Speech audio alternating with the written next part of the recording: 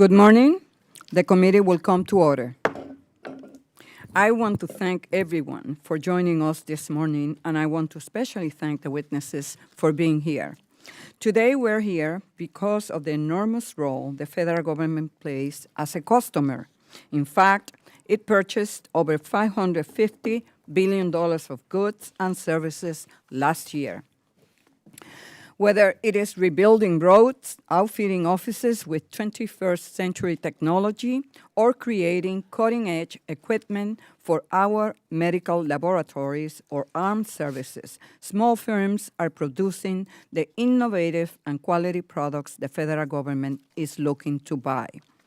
Which brings me to why we're here today.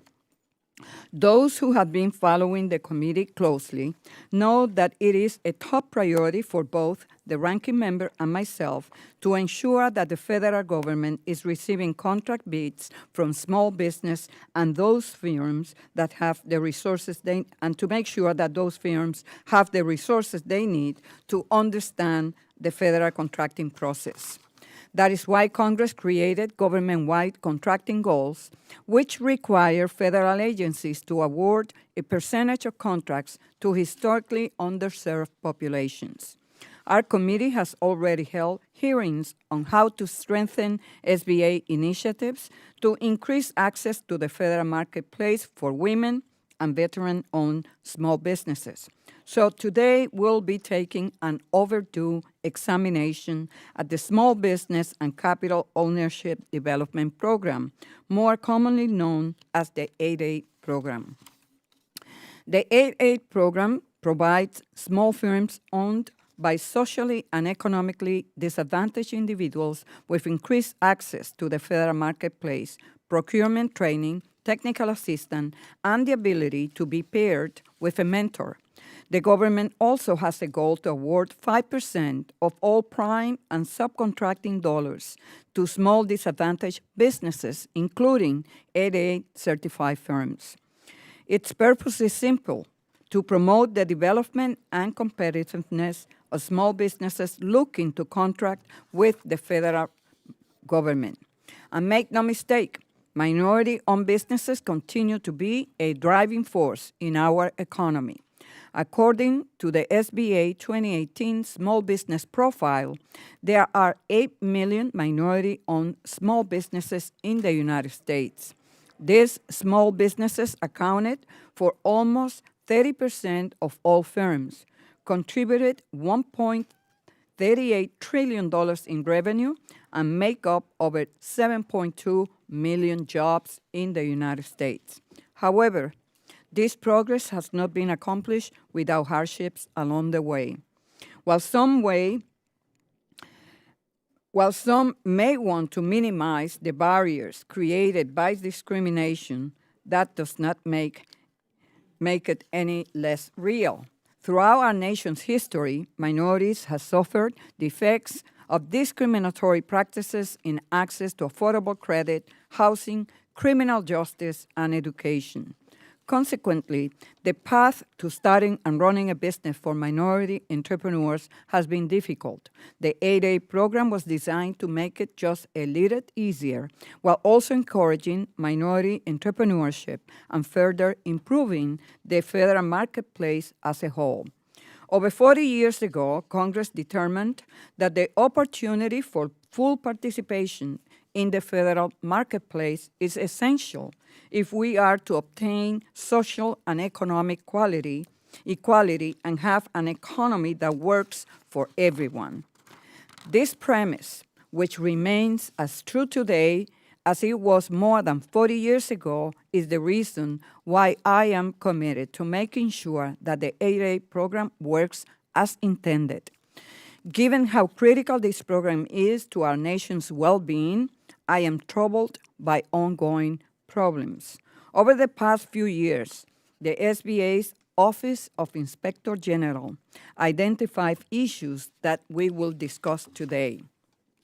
For example, despite a rise in contract dollars to 8A participants, the number of 8A firms remain in decline.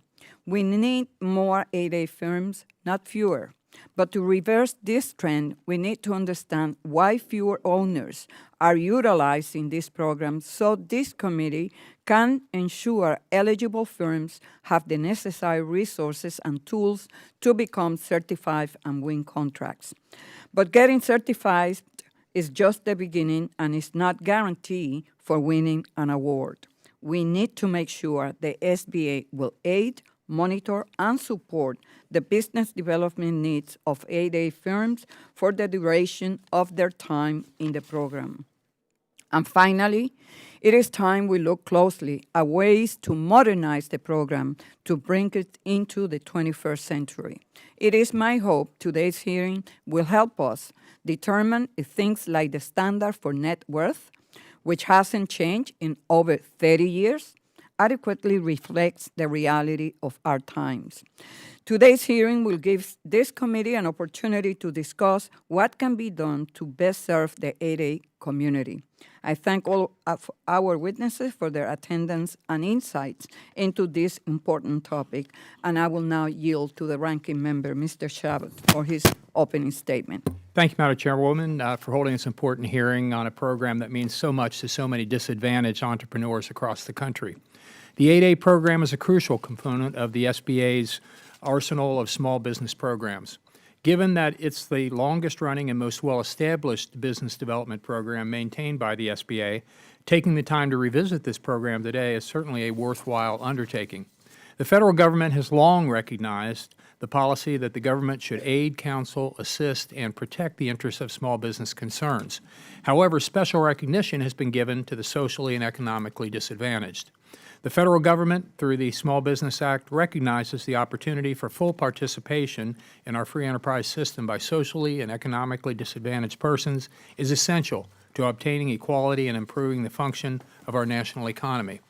The 8A program was developed with this policy goal in mind, creating a protective space for these types of firms to grow and succeed so they may later rise to become fully capable, competitive, and productive members of our nation's workforce.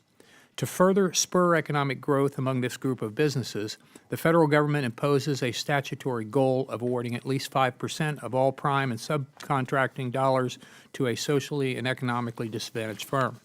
According to the SBA, this goal was exceeded in fiscal year 2018, with nearly $46.5 billion being awarded to small, disadvantaged businesses. While these numbers seem to indicate a measure of success, it's important for us to take the time today to really grasp the human aspect of this federal program. Applying to become an 8A eligible program is not an easy task. These entrepreneurs must show that they have faced substantial hardship in their lives and careers in order to qualify for the program. In addition, they must continue to show demonstrated success year after year in order to remain in good standing. The success of these businesses also translates directly to broader benefits, whether in the form of increasing the number of jobs in the local area or amplifying economic activity within their communities. Given that these businesses only have 9 years to participate in this program, it's incumbent on us as members of this committee to ensure that the program is effectively acting as a launch pad for sustained success. That's why, again, today's hearing is so important. Not only do we need to devote time to hear from our witnesses the successes that this program can bring for socially and economically disadvantaged entrepreneurs, we also need to understand where improvements can be made to ensure that the program is operating optimally and fairly. It's in the best interest of our nation's economy and the very fabric of our communities to ensure that this program yields high-quality, productive, and successful small disadvantaged businesses and entrepreneurs. I want to thank you, Madam Chairwoman, for holding this hearing and yield back. Thank you, Mr. Chabot. The gentleman yields back. And if committee members have an opening statement prepared, we will ask they be submitted for the record. I would like to take just a minute to explain the timing rules. Each witness gets 5 minutes to testify, and each member gets 5 minutes for questioning. There is a lighting system to assist you. The green light will be on when you begin, and the yellow light will come on when you have 1 minute remaining. The red light will come on when you are out of time, and we ask that you stay within the time frame to the best of your ability. I will now like to introduce our witnesses. Our first witness is Mr. Ralph C. Thomas III, Executive Director and a representative of the National Association of Minority Contractors. He is also a government contracts litigator who focuses his practice on legal issues affecting small businesses in the federal contracting arena, including the SBA's Business Development Program. From 1992 to 2005, Mr. Thomas was the Associate Administrator for Small and Disadvantaged Business Utilization at NASA in Washington, D.C., where he reported directly to the head of NASA. He received his Juris Doctor degree from Harvard Law School and his Bachelor of Arts degree with honors from the University of California at Berkeley. Welcome, Mr. Thomas. Our second witness is Ms. Dottie Lee, the founder and CEO of Trans-Pacific Communications, an SBA 8A company. Prior to becoming CEO, Ms. Lee moved from broadcast and print journalism to work as a corporate spokesperson and public relations executive. She then served at the White House, handling media advance assignments for presidential trips, and later as a communication chief for several large and national and international nonprofit organizations. Just last year, Ms. Lee was recognized as one of Maryland's top 100 women in 2015 by the Daily Record. Welcome, Ms. Lee. Our next witness today is Mr. Clarence McAllister. Mr. McAllister is the co-founder and CEO of Fortis Networks, a former AA company that provides general construction services. He started the company in 2000 after an engineering career and today has 120 employees across 7 states. Mr. McAllister has more than 30 years of experience in all facets of the construction industry. He holds a Master of Business Administration from Nova Southeastern University and both a Bachelor and a Master of Science in Electrical Engineering from Arizona State University. Welcome, sir. And now I yield to the ranking member to introduce our final witness. Thank you, Madam Chair. Our final witness today will be Ms. Rebecca Askew, founder and CEO of Circuit Media, LLC. Circuit Media was established in 2002 and is dually based in both Denver and Washington, D.C. It's a certified 8A small disadvantaged business and an economically disadvantaged women-owned small business, and the company supplies goods and services at the state and federal level. Before founding Circuit Media, Ms. Askew served as corporate counsel for an international media technology company, started her own litigation law firm, and served as a government prosecutor. She earned her BA from the University of Iowa and JD from the University of Denver Stern College of Law. In addition, Ms. Askew received training in change management and design thinking from Harvard University. We thank you for your participation today, Ms. Askew. We look forward to hearing from all the witnesses here this morning, and I yield back. Thank you, Mr. Chabot. Mr. Thomas, you're recognized for 5 minutes. Oh, talk, okay. Good morning, Madam Chairman and other members of this distinguished committee. My name, as was stated, is Ralph Thomas, and I'm here on behalf of the National Association of Minority Contractors. We're celebrating our 50th anniversary this year, and we're the oldest minority construction trade association in the U.S. Our organization advocates on behalf of the near 100,000 minority contractors, minority construction contractors across the U.S. As was mentioned, I'm also an attorney who represents minority contractors in government contracting issues. And as was stated, I was the AA for the NASA Small and Disadvantaged Business Office from 1992 to 2005. Now, our written testimony, and I'll just summarize because you have it in front of you, but it's broken into 5 parts. One in which we express our strongest support for the 8A program. You know, though it is sometimes flawed, it nevertheless provides the best vehicle for minority contractors to break into government contracting, and for the reasons that I've laid out in the written testimony.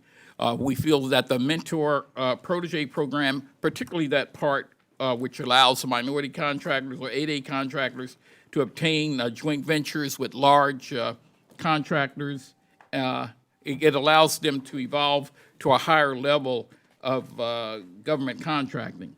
The second part of our testimony, I've provided a short history of the 8A program for the newer members of this committee. Third, I've given an illustration of 8A's contractors' best successes.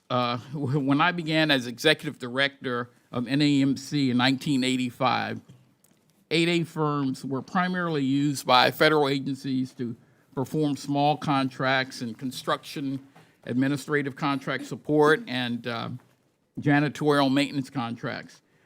However, when I served as the head of NASA Small Business Program from 1992 to 2005, I watched 8A contractors perform such mission-critical activities as developing subsystems for complex spacecraft, assisting in building non-rocket-powered vehicles to fly at hypersonic speed, and manufacturing hardware for the International Space Station. So they were also more involved in more complex service-oriented contracts such as space shuttle-related software development, safety and mission assurance, systems engineering. So I proudly observed the continued success of some of these companies that have graduated from the 8A program and are still performing at a high level. The fourth part of my statement, of my written testimony, we've commented to a limited degree on the last OIG report regarding the 8A program. And you can see that for yourself, and if you want me to elaborate, I will. Finally, we've listed some of our concerns and suggestions for improvements to the program. For example, we're concerned about those contractors that are left behind, the ones that don't. Most 8A contractors do not, in fact, receive contracts, during their tenure, and we're very concerned about that. We also request that this committee follow up on a study of graduated 8A firms. The last one done was in '88 by the Senate Committee on Small Business, who are concerned that the contracts are getting so large that smaller 8A firms are being left out. We've also, this doesn't concern this committee, but we're hearing about disparate treatment of African American and Latino women-owned businesses in the DOT program. We have a few concerns about the mentor protege program, and we'd also like to nail down the non-procurement assistance to 8A contractors, financial, technical, and management support from the agency. That ends my oral testimony, and once again, thank you for allowing me to testify today, and I'm now ready for any questions you might have. Thank you, Mr. Thomas. Ms. Lee, you are now recognized for 5 minutes. Thank you. Good morning, Chairwoman Velasquez, Vice Chair Evans, Ranking Member Shabbat, and each member of this committee. It is an honor to speak with you. I'm also pleased to appear before Representative Chu, Chair of KPAC, and along with Representative Kim, whom I'm also met. It is almost a full year since my company, Trans-Pacific Communications, became an 8A. It also has been almost 1 full year since that Trans-Pacific Communications has yet to receive an 8A contract. Why the delay? I believe there is a critical gap between the SBA 8A policy, which is great, and the operations. Operational movement at agency level would greatly enhance a new 8A firm like Trans-Pacific Communications in obtaining 8A contracts. I'm here today to present my perspective as a new 8A company and the challenges we face in the system. More importantly, I'm here to offer some suggestions I believe will make the 8A program better to reduce and eliminate the gap between policy and operation. I was born and raised in China, a little girl who dreamed of going to America and becoming a Voice of America broadcaster. I struggled when I got here. The culture shock of finding myself in Mobile, Alabama, my accent, a combination of British taught English, overlaying my Chinese intonation, and now marinated in a Southern drawl. After finishing my graduation, I landed my very first job as a broadcaster at Voice of America 2 blocks from here. When I later became a corporate spokesperson, I worked hard with a professional coach to clear up my speech. I found my speaking voice, the one allowing me to sound natural and credible. This did not wash away my Asian identity. It added a layer of my new American identity to it. It was a life-changing experience. It also helped me discover my calling. Many in the Asian American and other immigrant communities have the same experience, that we excel academically, get good jobs, perform well, but many fail to achieve our full potential and are unable to fully contribute in the workplace and in society. Many of their employers and managers are also frustrated. They see talent and drive that is hindered by poor communication skills and cultural barriers on both sides. I became certified to train others so they could transform their lives and careers as I did, and Trans-Pacific Communications was born. We serve several different industries, corporations, and higher education, and many federal agencies. You have a long list of those. But even with the support of satisfied agency managers, I had to find a way to grow and scale so that we could help more federal workers. And 8A appeared to be the solution. I started looking into the 8A application process in late 2017. The process is daunting and lengthy. After submitting the complex application, it was wait and wait and wait. Finally, an SBA official intervened and introduced me directly to the person who handled my file. It took too many more months, but then on September 25th, 2018, we finally got the 8A certificate. I was elated and ready to go. An 8A sole source BPA contract with an agency was supposedly ready for me. I began planning, allocating resources and staff, but nothing happened, no movement. I'd like to offer some suggestions in the hope of improving the process for others. One is to put a check-in mechanism in place that allows 8A firms to move in a timely fashion. It will also hold agencies accountable while SBA provides oversight to avoid 8A firms being left in limbo. It is critical that operations be empowered in order for 8A firms to successfully obtain contracts. Coordination, collaboration, and teamwork among SBA, contracting agencies, and 8A participants must be improved. Strengthening the mentoring of 8A participants is needed during the contracting process between contractor and subcontractor and outside of any contract relationship. I'm grateful to be in the 8A program. It has given us a good platform as we wait to experience its full potential as we contribute to our economy and fulfill the mission to serve others.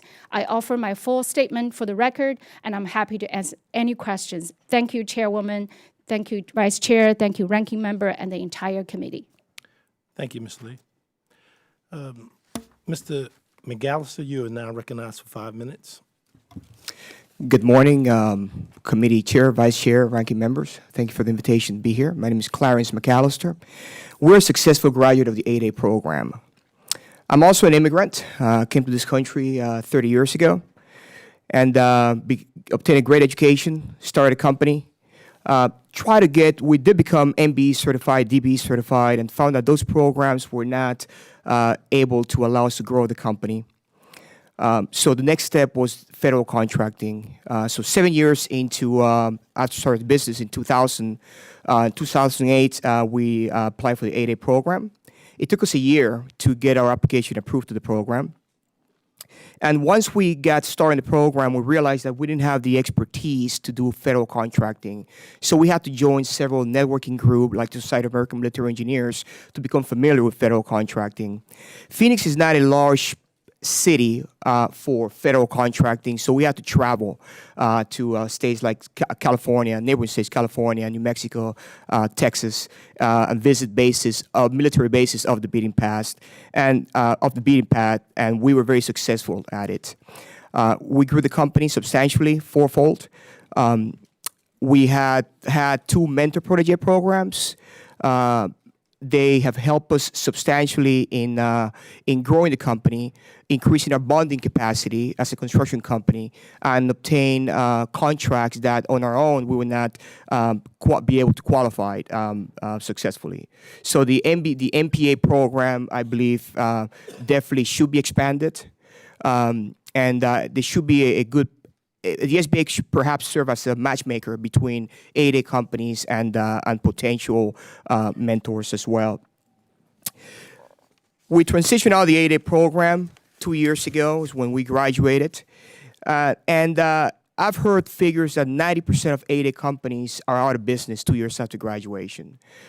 So we're 2 years past graduation, and we started that transition process early on, and some of the tools, the paths that we utilize are: one, we apply for several IDIQs, multiple award task order contract that were 5 years in length, so that by the time we graduated, we still had 3, 4, 5 years to compete. We're very successful at that.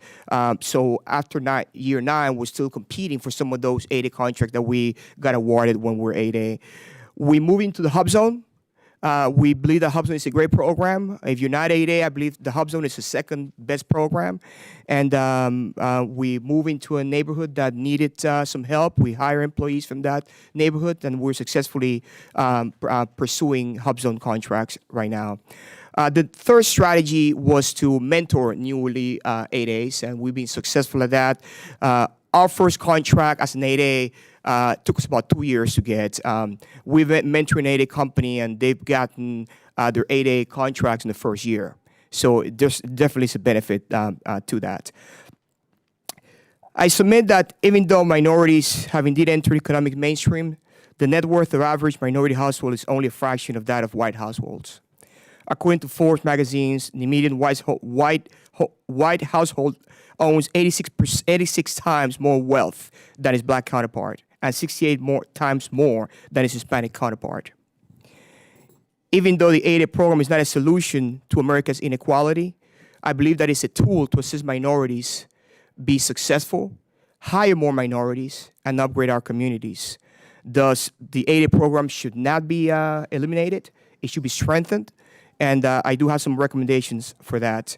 Number one, extend the 8A program beyond 9 years, because it usually takes 5 years for an 8A contractor, at least in my field in construction, to obtain the bonding capacity experience to be able to qualify and compete for larger contracts. So 9 years is not enough. Federal contracts, construction contracts over 100,000 require bonding. Most 8A contractors are not able to build that equity in the business to be able to bond larger contracts unless they are into mentor protege, for example. Expedite the application process. I believe that just recently, last couple of years, it's now online and takes less time, but I'm still hearing about 6 months, 8 months for approval. Provide legal assistance to 8A contractors. If you're an 8A contractor and you don't know the FAR, you can get in trouble very easily. And it's something that most attorneys not even qualified for. And access to capital is very important as well. Thank you very much for your time. Thank you, Mr. McAllister. Ms. Askew, you are recognized for 5 minutes. Thank you. Vice Chair Evans, Ranking Member Chabot, Chair Velasquez, and members of the committee. I would like to thank you for the opportunity to testify before you today. My name is Rebecca Askew, and I am CEO and General Counsel of Circuit Media, located in Denver, Colorado. We provide competitive intelligence to business and legal professionals through print and online media. I am also on the Leadership Advisory Council for Women Impacting Public Policy, or WIP. WIP is a national nonpartisan policy organization advocating on behalf of women entrepreneurs. I started Circuit Media, like most entrepreneurs, in my basement. Now my company has grown to 60 employees with offices in Denver and DC. I am testifying today about a program that has contributed to my success, the Small Business Administration's 8A Business Development Program. The 8A program has given my company access to federal contracts that would not have otherwise occurred. However, I think it is important to make something clear. This program is a hand up, not a handout. As the SBA states, the mission of the program is to help provide a level playing field for small businesses owned by socially and economically disadvantaged people or entities. Now in my 7th year of the program, I have been strategic in ensuring that I balance contracts both in and out of the program. Having this balance has resulted in my success in the 8A program and creating a sustainable company. While the 8A program has allowed me to find a successful path forward, I know many companies have not had the same experience. One of the downfalls for any company is over-relying on 8A contracts while in the program. This results in difficulties when it is time to transition out of the program. Many companies go out of business, sell, or reinvest themselves to stay small. One of the ways the Small Business Administration is trying to tackle this issue is through the 7J Management and Technical Assistance Program. Although this type of training is valuable, it would be beneficial for the SBA to consider having 2 tracks, one for businesses who are in the beginning phases of the program and one that is more advanced for businesses nearing graduation. Since the 8A Business Development Program is only 9 years, a solution is to make sure that other SBA socioeconomic set-aside programs are available for companies post-graduation. Proposals such as H.R. 190, which passed out of the committee earlier this year, would allow other socioeconomic programs, women-owned, service-disabled, veteran-owned, and HUB-zone, to take advantage of increased access to sole source contracts. By making these set-aside programs similarly accessible to federal agencies, graduated 8A companies could continue to effectively utilize this set-aside strategy after transition out of the program. Another challenge for 8A businesses is to take full advantage of the program during the first years of the program, otherwise known as the developmental stage. Government contracting requires a company to have significant business development and financial acumen. Young companies may not have the internal infrastructure to compete for and perform on government contracts. Given the length of time it takes for an agency to become familiar with a contractor, changing the criteria for acceptance into the program could help attract companies that can fully utilize the program at the time of entry. I have greatly appreciated the opportunities afforded to me through my participation in the 8A program and have made a concerted effort to extend these rewards to my employees and my community. As a certified green company, Circuit Media has developed and funded campaigns educating businesses and schools across the country on the benefits of recycling and reduction in paper towel usage. In addition, we donate time, money, and services to the Trust for Public Lands, Leave No Trace, and Denver's Highline Conservancy. We have established an internship program for at-risk youth who attend Denver Public Schools and offer our employees tuition reimbursement and paid time off to volunteer in the community. In conclusion, the 8A program has been beneficial to my growth, and as this committee examines the program, I would urge you to consider my recommendations. Thank you for inviting me to testify at this important hearing, and I look forward to answering any questions. And I'll yield my time. I thank you, and we appreciate you for all the information you have shared to us. The chairwoman has done a fantastic job in putting this together, so I want to not mess up for her. So I want to be clear. So what I'd like to do is begin by yielding myself 5 minutes. I'd like to start off with Mr. Thomas. Mr. Thomas, the government has the goal of awarding 5% of all eligible prime contractors of socially and economic disadvantaged small businesses. Agencies get credit for 8A small disadvantaged businesses and 9A small disadvantaged businesses, like a 8A guarantee. While this information is available through the federal procurement data system from a review of the annual scorecard, it cannot be determined what percentage of federal spending dollars 8A firms are receiving. Would it make sense to require SAB, Small Business Administration, to report 8A specific data in the scorecard? If so, how would such data help make better understanding of the 8A program?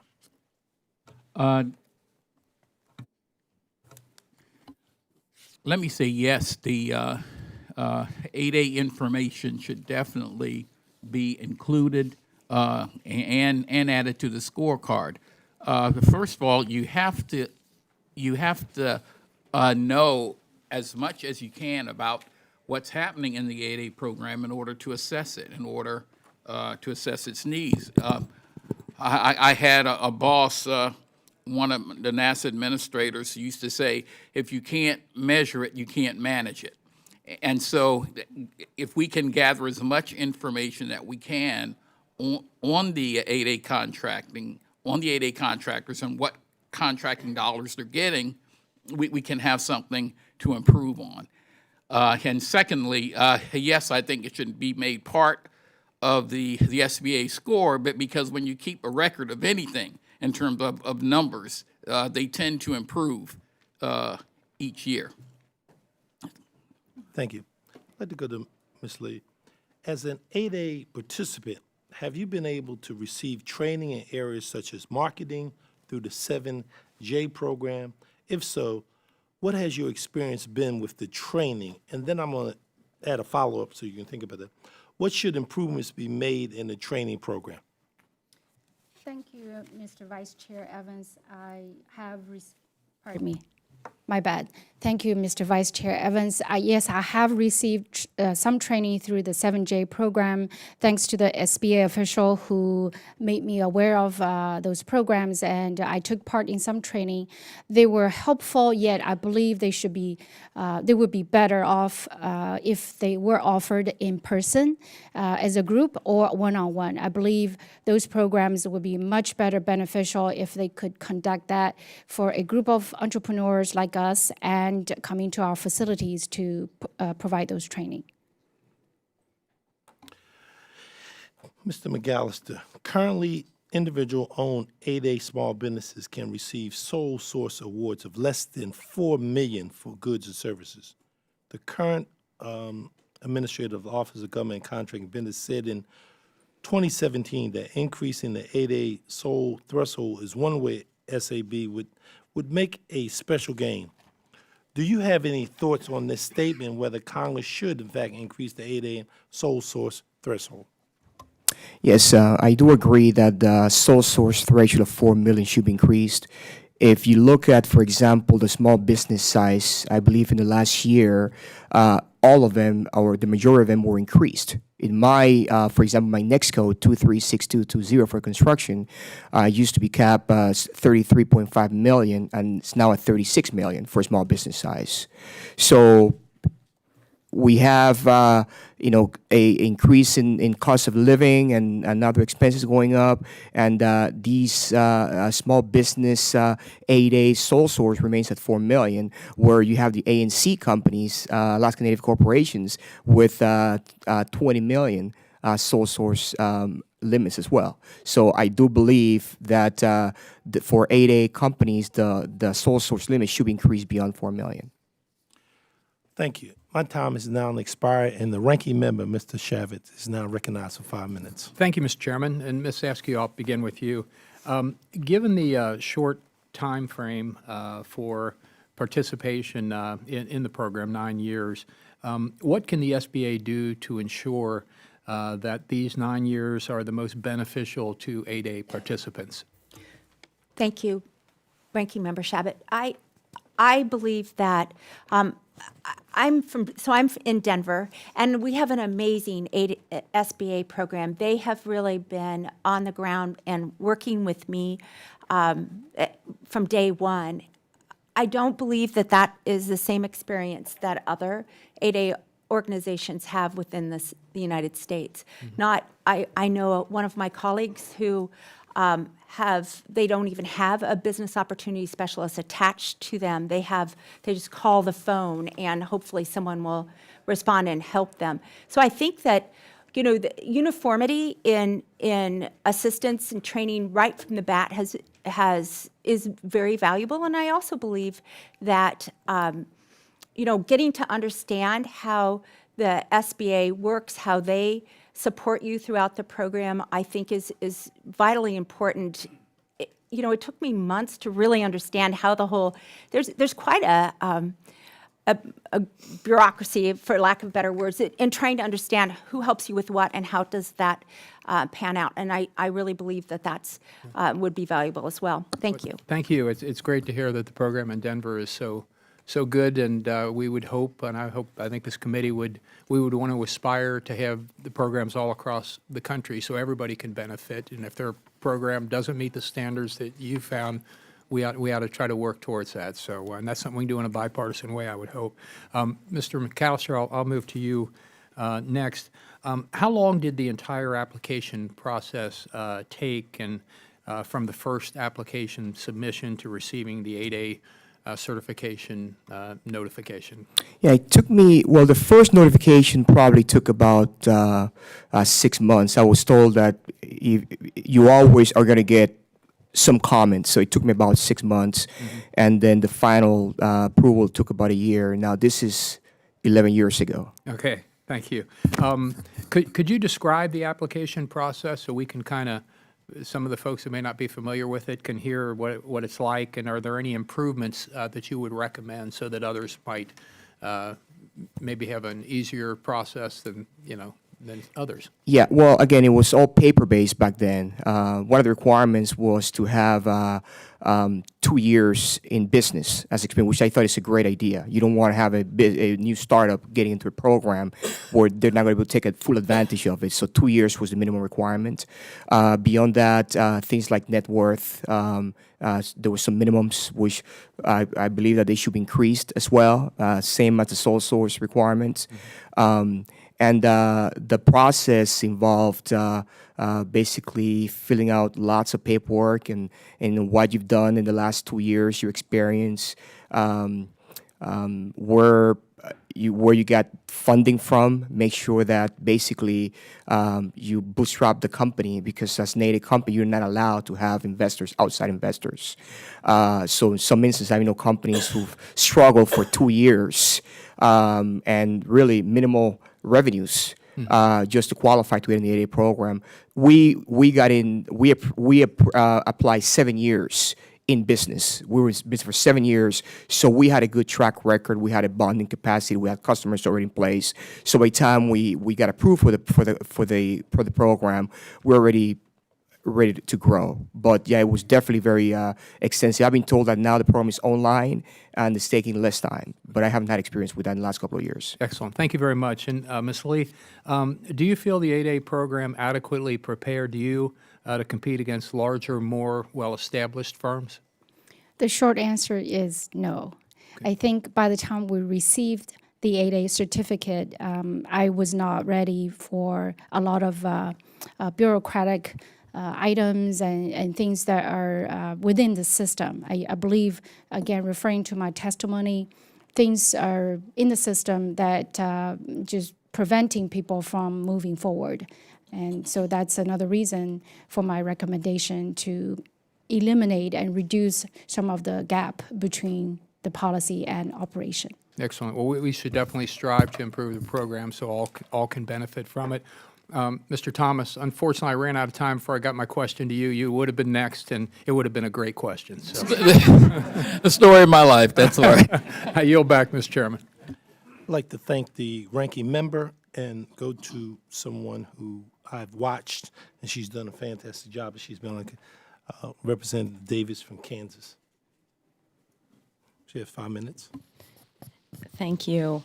Well, first, I'm excited to be able to participate in this hearing today because the 8A program presents a unique and valuable opportunity for small businesses to compete for valuable federal contracts. But the recent decrease in participation in the program has been discouraging, and I hope we can address some of those issues here today. The Small Business Administration did try to increase participation through streamlining the application process. I do worry, though, that that streamlining has may have eroded some of the safeguards that ensure that we have proper certification and eligibility for the program. And recently, I've been more concerned about the issues that have come to light about eligibility requirements for Native American contractors participating in the 8A program. And hopefully, in the future, our committee will be able to examine some of those issues more in depth. But the first thing I would like to do actually is follow up on the previous question that the ranking member was bringing up, which is, Ms. Lee, I would love to hear a little bit. I'm often concerned about the barriers to participation, but then also once you have participation, we want it to be a successful program. So I would love to hear a little bit more about when you say, no, the program didn't necessarily help compete against the bigger firms. Can you give us a couple of concrete examples of that? I think that those are often the best ways for us to be able to make good policy arguments. I believe when a big firm, a well-known firm, I'm not going to give any names, when they walk into an agency, agencies tend to respond to them better, and we may be an unknown entity, even though we've been performing excellent work within this same agency, yet they tend to gravitate toward this big name firm, and yet we're left behind, left on the sideline. We're not being considered just for the mere fact that we don't have the capacity as these large firms do, or may seem to have, yet we provide such a niche service that addresses these agencies' problems. We solve a problem, and these large firms can't really compete with us. However, we're missing the opportunities to get into the game.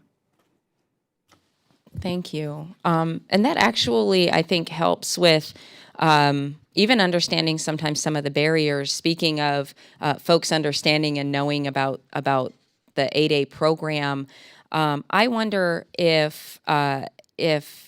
McAllister, I'll start with you. If you could speak to some of the barriers of the program. You already brought up a couple of things, which were the question that brought out the threshold increase was insightful. And then you mentioned bonding and also an increase in the number of years for the program. I would love to hear a little bit more from you about either barriers to the program or also once you're in the program, what some of the improvements we could see are.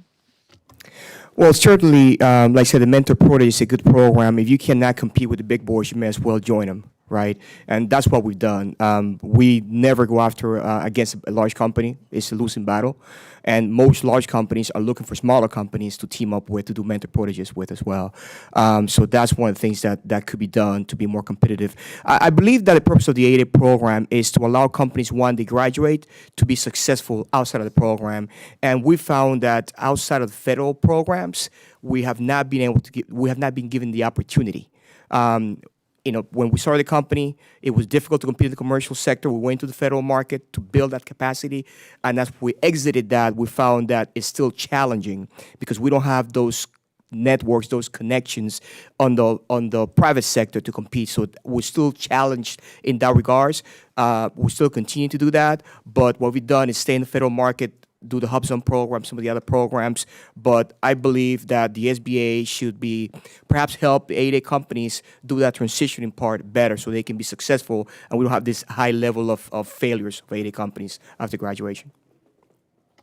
Thank you. Mr. Thomas said I talked too long, but I'm curious really quickly, do you feel like the SBA supports organizations like yours? And I'm more familiar with the Native American Contractors Association, but do you feel like the SBA is supportive of these organizations so that we can start to branch out, so we can see them branching out once the 8A program has expired? Not as much as used to. I remember years ago when the SBA used to give grants to organizations like ours and the one you just mentioned for marketing purposes, for bringing people to training and things like that. But over the years, it has decreased. And maybe in our next. We still have time. I wanted to address. We're 30 seconds over. Can I ask that you submit? For the record a little bit more, and then I can look at it. Yes, later. I wanted to address your question, and we'll do about Native American contractors and certifying with the 8A program. But the barriers to them getting in, I've represented them before, and The time. there are problems. Okay. Thank you. Thank you. I yield back. What I'd like to do now is recognize the gentleman who's the ranking member of the Subcommittee on Contracting and Infrastructure, Representative Pete Stauber from Minnesota. Thank you, Mr. Chair. I just have a few questions, Ms. Askew. You know, I am particularly impressed with one of the lines in your testimony today, that the 8A program is a hand up, not a handout. You know, as a small business owner myself, I know how important the SBA programs are in helping our small businesses grow and thrive. But you are so right. The government is, or at least should be here to assist in times of need, not hold your hand cradle to grave, but rather give every American small business owner the opportunity to be independently successful. An item that was highlighted in the 2016 OIG report was declining participation in the 8A program. Two questions. How do you feel we best keep the program thriving without encouraging people to be reliant on the government? And then what can we do better to market the 8A program as a stepping stone to independence? Thank you for your questions. I think that my colleagues here at the table have talked a little bit about some of the issues and the barriers in regards to why organizations might not choose to become part of the 8A program. It is not an easy task to get into the program. And once you do, there is that period of time that you need to navigate through the information in order to get to, those nuggets. Right. I consider the 8A program as just basically a fishing license. I got a fishing license, and now I need to go out and figure out how to fish and which waters I should fish. And you can fish any of the 10,000 lakes of Minnesota. That's right, and I have actually. So that is definitely, a very positive thing. And I think that, part of the things that we've seen in regards of how do you get to be, it's a huge morass of businesses, and how do you get in, agencies, and how do you get in front of those and make that impactful impression when you have many companies that have full-time business development folks in the DC area constantly knocking on everyone's doors. So it does, I think, to Ms. Lee's point of making sure you differentiate yourself is definitely a way in which you can not only be seen by agencies, but also be sustainable. And that's certainly the impact that you're wanting to have. How was your, during the application process, give us a sense of how you went through it. Was it difficult? What areas can we improve on or, shorten that process up? Sure. So Mr. McAllister did mention that it used to be a paper process, and it's currently more of an electronic process. And I think that has improved, certainly improved the capabilities. It's now in plain English. So instead of, many of the times when I was filling out my initial paperwork, I wasn't even clear myself, and I have an advanced degree, what was being asked for. And I think that the process now has become more simplified and I just did my renewal, and I could understand the questions, and it was linear in process, so I could fill out the paperwork and manage those hurdles a lot easier than when I was first filling out the paperwork. One of the comments that we seem to get in the Small Business Committee is some of these applications can be tedious and cumbersome and really hard to navigate. So it's nice to see that it's starting to become less intrusive on the small business owner, so they can fill it out themselves rather than hire outside help, which obviously is can be difficult. Ms. Lee, you talked about I think you mentioned they hand out the contracts to the bigger contractors or what have you. So what should we be looking at in order to allow that small business owner to be on that same footing when the decisions are made? Thank you. That's a great question. I think there should be some kind of systematic training, a long-term training for all people who are involved, and not just the contracting officers, but programming and project management, everyone who touches contracts. Those people have to be trained so they understand their roles and responsibilities, as well as the functions they need to play when it comes to awarding a contract to a large or small. So 8As should be in the picture, should be part of the process. Well, thank you very much. And Mr. Thomas, I was going to ask you a question. It was going to be better than the ranking members, but I'm out of time. Thank you. The gentleman yields back. And now we recognize the chairwoman of the Subcommittee on Investigation, Oversight, and Regulations, Ms. Chu from California, for 5 minutes. Thank you so much. And I'm so pleased that all of the panelists are here, but in particular Dottie Lee. I've known her for over 2 decades, and she is such a great leader in the community. So thank you for being here.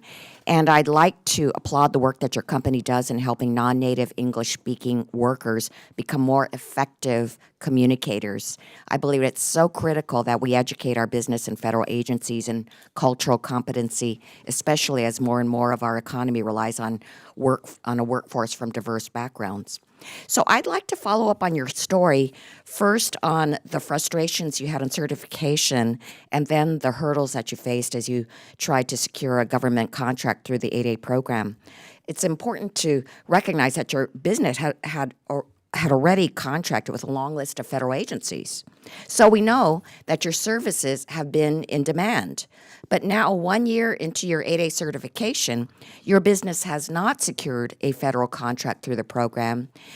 These circumstances, however, are not unique. In fact, Mr. Thomas noted in his testimony that many participants never receive an 8A contract during their entire tenure in the program.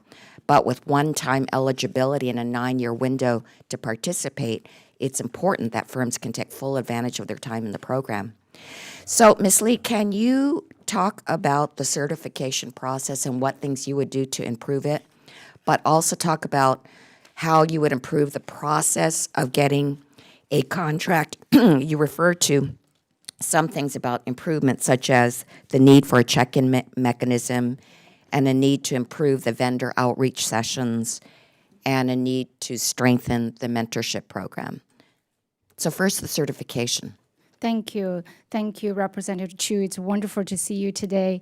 And the certification process for us was long and lengthy, as I alluded to. I was blessed to have many people who provided their support and expertise. And my counselor, Mr. Richard Payton, is here from PTAC, Maryland PTAC, and Director Denise Warner is also here. She runs the PTAC program. And Mr. Payton has helped me tremendously through that process. I didn't have to find someone to pay someone to provide the service. And as well as other entities, SDBC, and some folks who are former SBA officials who provided tremendous support in that process. And then during that waiting game, I spotted Mr. Rob Wan, who's But what would you do to improve it? What do I have to do? I would say that online process right now, even though it's improved by a lot from the paperwork days. However, it's just too cumbersome for anyone to go through it. There are times where the languages are not clear. There are times that the steps are not clear. How would you interpret something when you don't even understand the language? That was the process, and it was frustrating. I was able to eventually get through to folks who intervened to get to the person who needed to help us. And then you said, in terms of getting the contract, there are certain things that needed to be improved, like the vendor outreach sessions. Could you say something about that? Absolutely. I love going to these vendor outreach sessions. I always have the best time meeting with different agencies, and they have those matchmaking sessions. It's sort of like a speed dating, not that I know anything about it. And you go from agency to agency. I pitch my story. I have the full passion to tell them what we do, and they promise you the world. They say, come to us, and we're going to work with you, and you send emails and just crickets and nothing afterwards. So how could that be improved? I think vendor outreach sessions should be staffed by contracting people, programming people, not just the ASTBU folks. And I think they're great, yet we need to talk to program people directly in order to make a difference so they can hear the kind of services we offer. And then you talk about strengthening the mentorship program. Do you have a mentor? I don't really have a mentor. I tried to reach out to another 8A firm for quite some time now at the suggestion of a wonderful ASTBU person. I do my outreach. I check in with them. I see them at different functions. Yet, it's like a relationship. It may be not gelling yet, but I'm still hoping to find a mentor who will show us the ropes. So getting that mentorship program going so you could actually have a mentor That would be is really critical. important. That would be critical. Yes. Thank you. Could I just add one more? As of yesterday afternoon, we got words from this particular group that our first 8A BPA contract is moving forward.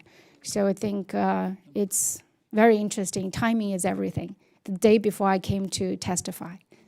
Time has expired, and now we recognize Mr. Balderson, ranking member of the Subcommittee on Innovation and Workforce Development from Ohio, for 5 minutes. Thank you, Madam Chair, and thank you for the panelists for being here today. And I'm going to kind of jump around because I've been paying attention. And Mr. McAllister, this is going to be directed at you, but you talked a little bit about it with the ranking member. So the rest of the panel, if you would kind of jump in with this question I have. And Mr. McAllister talked about he did not apply for this till he was 7 years in business, I believe was the number that you used.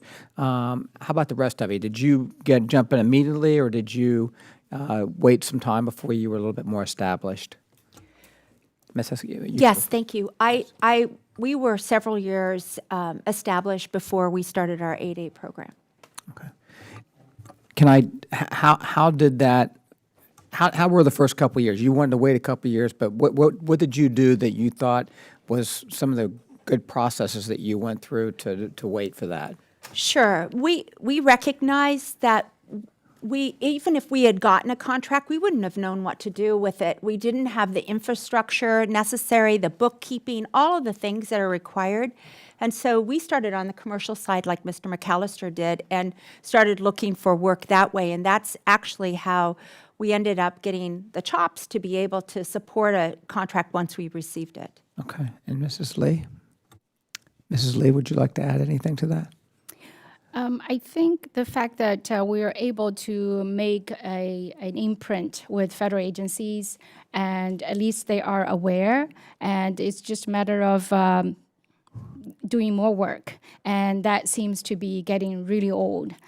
So I was hoping that the 8A program would give us a tremendous boost right away off the bat, but again, it's taken a whole year, almost a full year, but I'm looking forward to taking full advantage of the program moving forward. Okay, thank you. And how long were you in business before you made the decision to go with the program?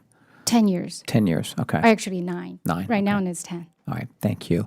My follow-up to all of you, and again, you can all just jump in and speak up, but beyond extending the program window, what you all talked about, do you believe there is something else the SBA could do to help foster those early critical years? I mean, obviously, those are the most important years to get going, but is there something else out there the SBA could do to accommodate that? And Mr. Thomas? If I could answer. I would love to have you answer. You were going to be the first one I was going to say. Yes, yes. Well, I think the most critical is marketing. To be in the 8A program, it takes a firm to fiercely market the agencies to get contracts. They have to figure out where they land, where they stand, what their status is in terms of what they have to offer. And then they have to see if the agency is buying that.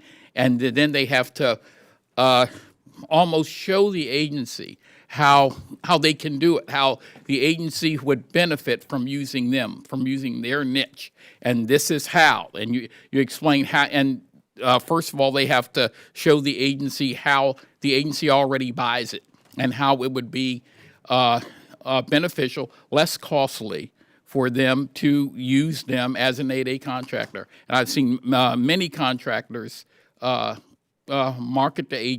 market to agencies and get them to set aside an 8A contract merely from the marketing. But you need training to do that. You need really good training, personalized training, because it's not easy. Everybody doesn't know how to do it. The businesses that thrive in the 8A program have something very special, and that's the marketing edge, and then the performance after that.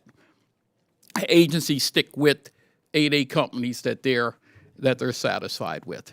Okay. Ms. Lee? Ma'am? Ms. Yes. Lee?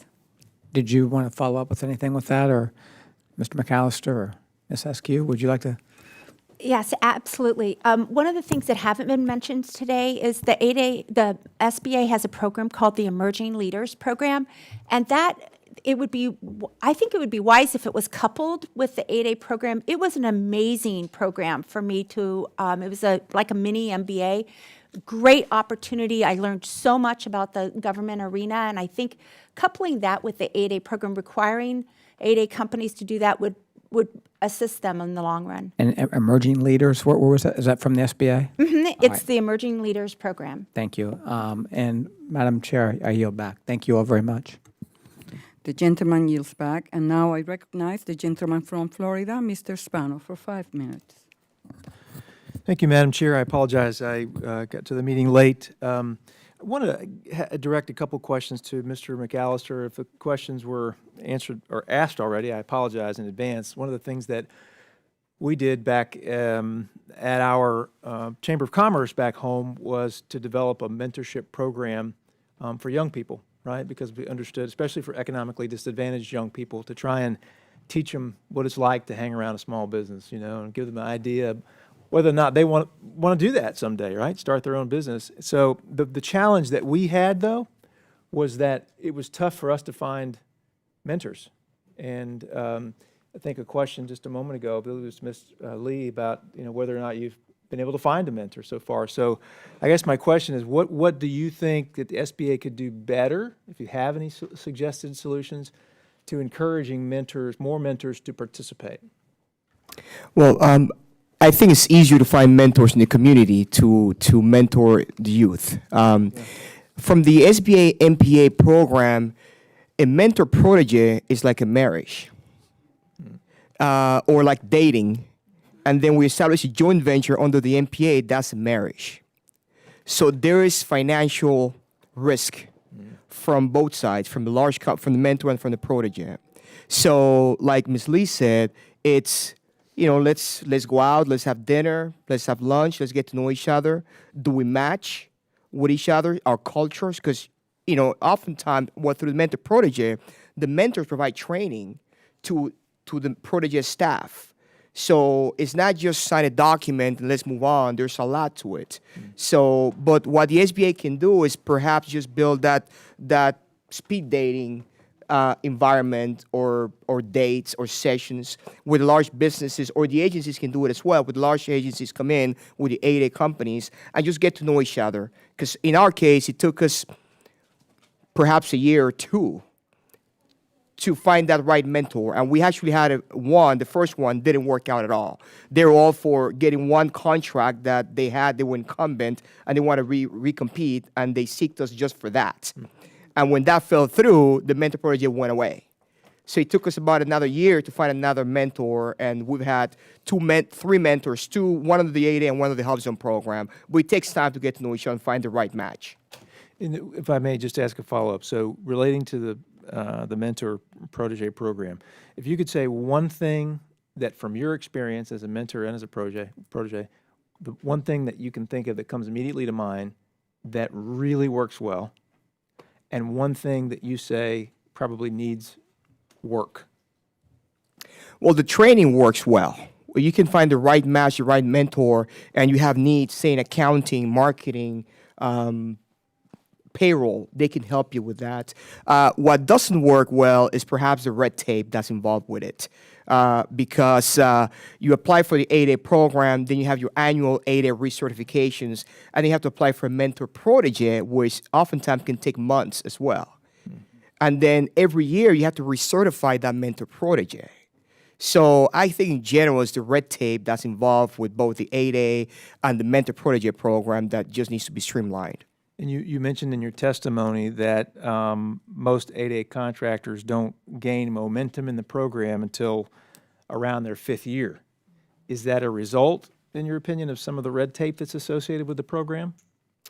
I think it's more than anything is find the right match in terms of customers. Here in the DC area, there's all the federal agencies are here. Out west, we don't have that plethora of agencies. So I think it's finding that right customer, that right agency that can give you a shot, that first opportunity, and then be able to grow with them. Again, in our case, we had to go out of our comfort zone, out of Arizona to go into Colorado, Texas, New Mexico, and oftentimes into areas where nobody else wanted to go because it was in the middle of nowhere. But there was a Marine base there or an Army base there that needed our services. And that's what it takes, perhaps, for the 8A companies have that, first of all, somebody to tell them where to go. Because the phone is not going to ring when they become 8A. Their phone is not going to ring.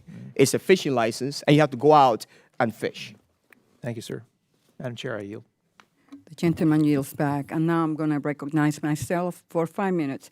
So I would like to follow up on Mr. Spano's question. Mr. Thomas and Mr. McAllister, if there is anything more SBA should be doing to facilitate or incentivize the use of mentor protege so that more small businesses are able to participate and benefit from it.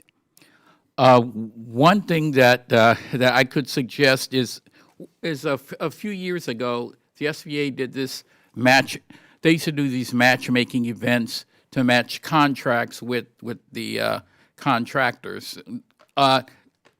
Taking that another level, perhaps they could have conferences where they have only the prime contractors who want to be mentors and proteges who are looking for mentors.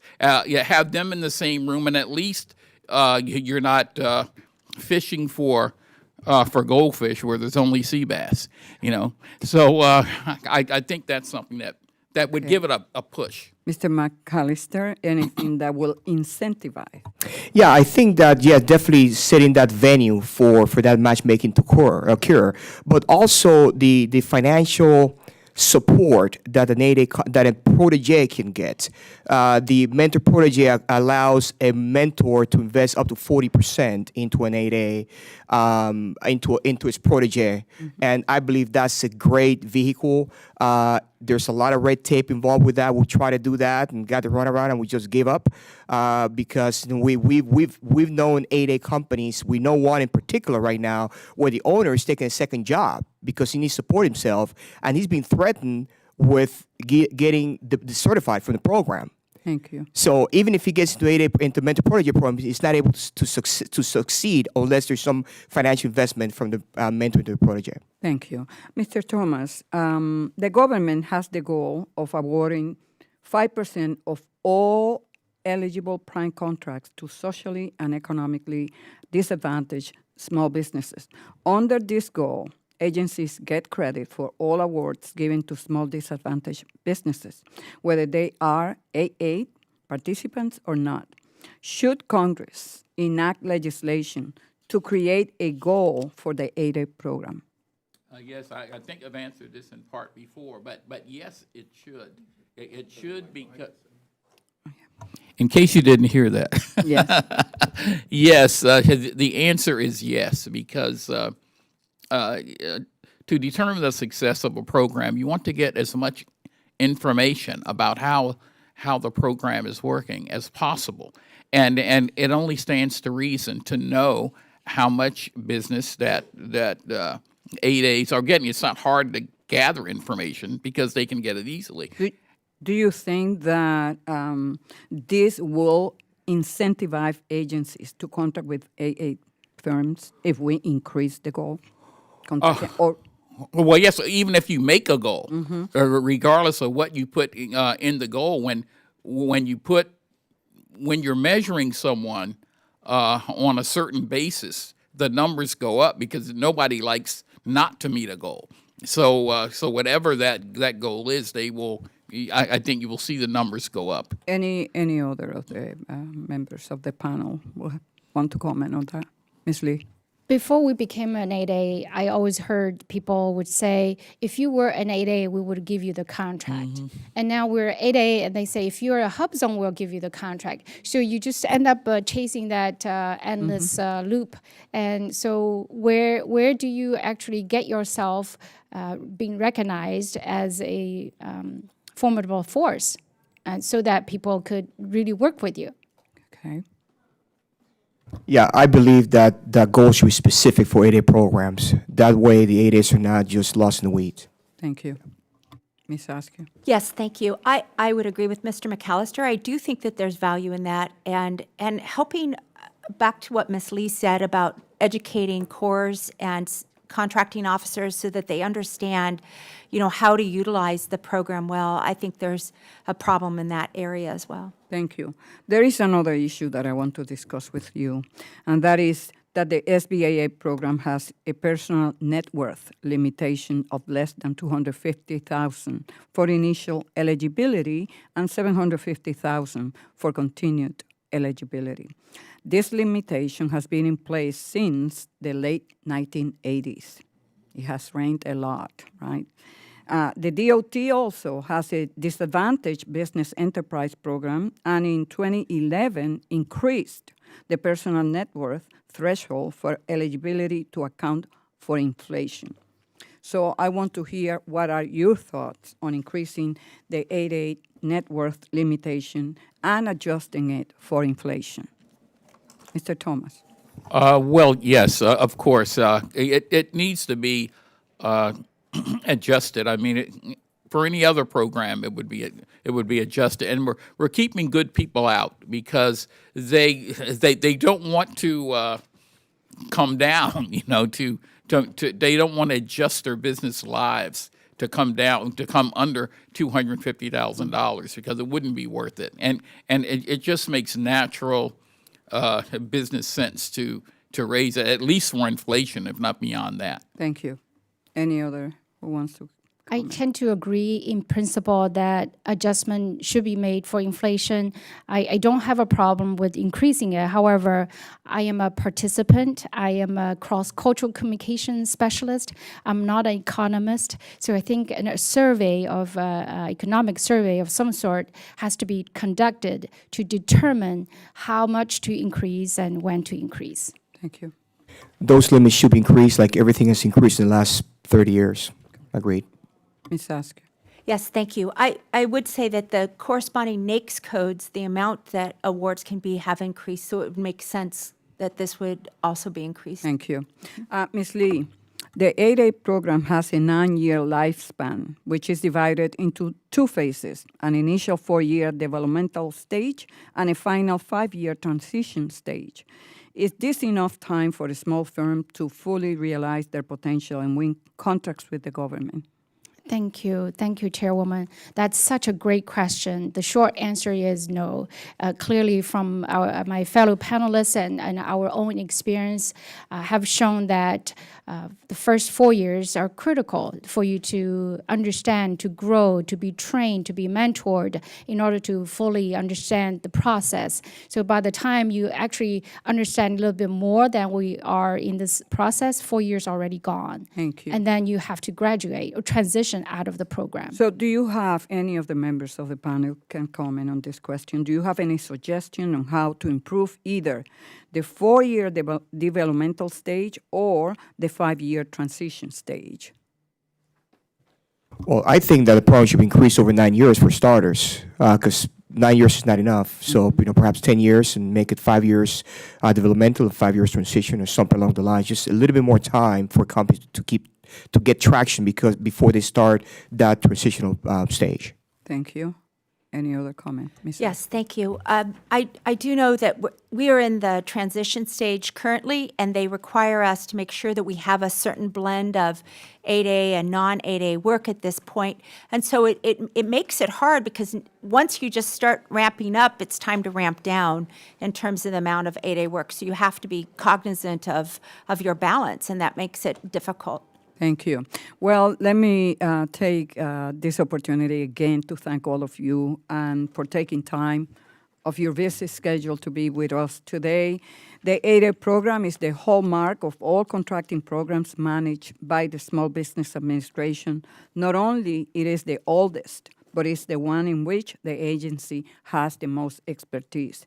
Now, just as 40 years ago, the program remains equally important because of the impact it has on enhancing minority entrepreneurship and strengthening the federal marketplace.